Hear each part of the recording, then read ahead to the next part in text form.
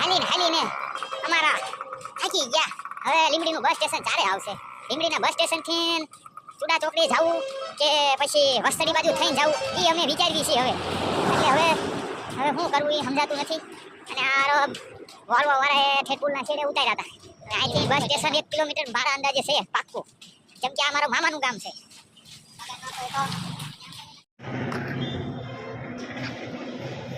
આ છે લીંબડીનો depot, bus depot. આપણે જવાનું છે ચોકડી. બસ આવશે 12:30, તો ઘડી અડધી કલાક ઊભું રહેવું પડશે. આ એનો બસ ડેપો છે, તમે જોઈ શકો છો. બહુ મોટો વિશાળ છે.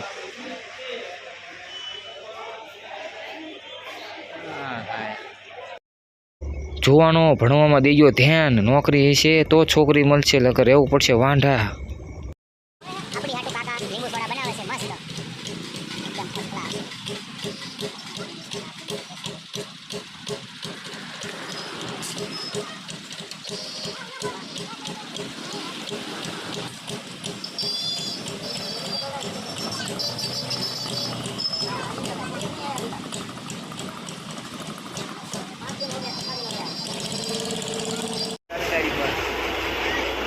ચાલો ચાલો ચાલો ચૂડા ચોકડી તો ચૂડા ચૂડા ચૂડા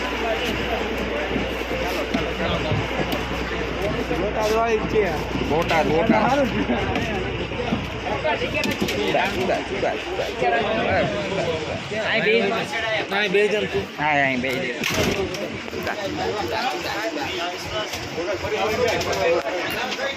બસ આવી ગઈ છે ચૂડાઈની.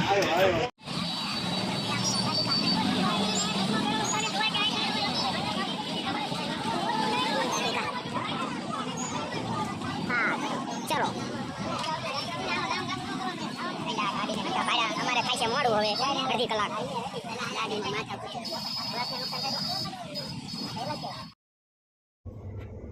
ગાડીમાં થોડોક લીટો પડી ગયો એટલે થોડોક પ્રોબ્લેમ થઈ ગયો, પણ પતી ગયું કામકાજ એટલે કંઈ વાંધો ના આવ્યો. છાવા દીધા. બસ ગાડીવાળો સારો માણસ હતો, થોડોક લીટો પડી ગયો તો પાછળ છાવા દીધા. ગામડાની હવા શું છે, વાહ વાહ વાહ. ગામડાની હવાની મોજ.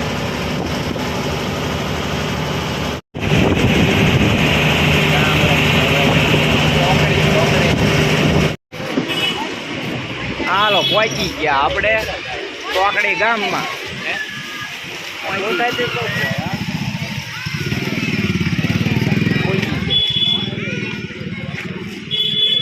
આ ગામનો રોડ છે. હાલો ચોકડી પહોંચી ગયા. લગ્નમાં જ્યાં આવવાનું હતું ત્યાં પહોંચી ગયા છીએ. જમવામાં હતી રસોઈ એક નંબર. જમવાની બહુ મજા આવી ગઈ, એની વાત ના થાય. દાળ ભાત, સેવ રોલ, પાણીપુરી, પંજાબી શાક, હલવો, મીઠાઈ, પંજાબી શાક, સેવ રોલ. કા ભાઈ જમવામાં કેમ મજા આવી ને? મજો આવી ગયો. જામો પડી ગયો. જામો પડી ગયો ને તારે પછી.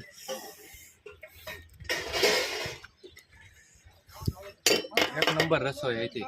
એક નંબર. પંજાબી, બહુ ભટુરે, પાણીપુરી પાણીપુરી, મોજે મોજ આવી ગઈ જમવાની. મોજ આવી ગઈ.